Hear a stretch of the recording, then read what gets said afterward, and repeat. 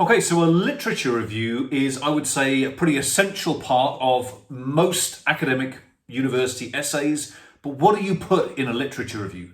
That's the question we're going to talk about today. So far, in the previous two videos, we talked about how to start an essay, how to read with purpose. We talked about the big structure of an essay. Today, we'll talk about literature reviews. Like I said, pretty much every essay needs a literature review, whether it's a distinct section of the essay or it's something that you're weaving through the essay, like perhaps in a political theory. The purpose of the literature review basically is to show how your argument fits with the broader academic literature. That's the big purpose, if you can hold that in mind. But let me give you a few more practicals. Okay, so I would say that there are, broadly speaking, three styles of literature review. The first one, I'd say, is a little bit like a simple overview, a kind of background or context. In my opinion, it's probably the weakest or the worst style of literature review, but it is possible. Sometimes it's in fact necessary to have, for example, like the history of the development of a body of thought. You might be talking about colonialism, for example, or the international system, and you have various different scholars who've written about that, and so you group them together. Like I said, it's kind of context-setting, background style literature review.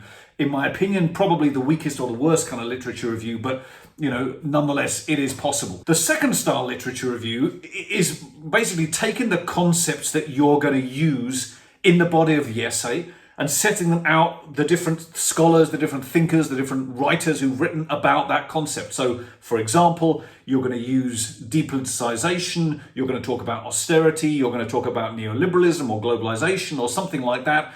So you've got a section of the literature review that sets out, here's this group of scholars, 5, 10 scholars, who talk about, here's the different debates, the different ways that they use this concept. So you're using this concept later, you have a concept-based literature review. And the third style of literature review is basically structured around disagreements. So you might, for example, say, there's this group of scholars who argue this, there's this group of scholars who fundamentally disagree with them. It's structured around those disagreements. And as the literature review goes on, you explain, these people argue this, these people argue this, and I situate myself over here against these people over here. So three styles of literature review: the simple overview first one, the concept-based second one, and the third one that's structured around disagreements. Let me give you 4 quick tips before I close.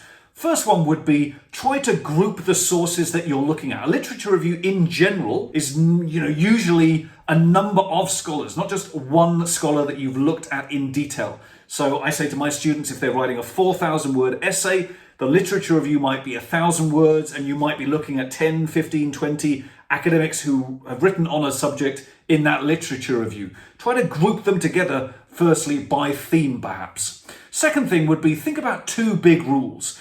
What you're essentially trying to do is think about how those scholars relate to each other, and then how they relate, secondly, to your academic argument in your essay.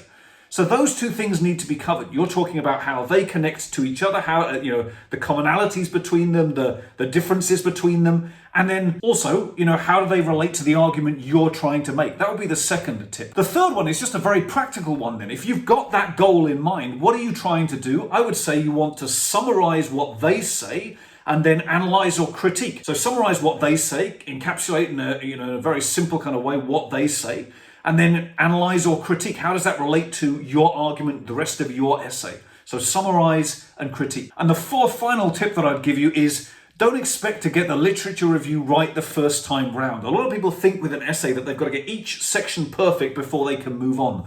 I would say to people, going back to what I said in one of the previous videos, think of the literature review like a work in progress. So you're going to get a draft of it done, you're going to carry on with the rest of the essay, you're going to come back to the literature review, because when you get to the end, you'll realize, okay, there are things that are missing from the literature review, there are things that I understand differently now in light of the rest of the essay. So accept the fact that the first draft of the literature review is just that, it's just a draft. You're going to have to go back to it later on and redraft. I hope that helps. We talked about a number of different things, but just very, very briefly to think about 3 styles of literature review and 4 quick tips or pointers about how to try and write them or draft them.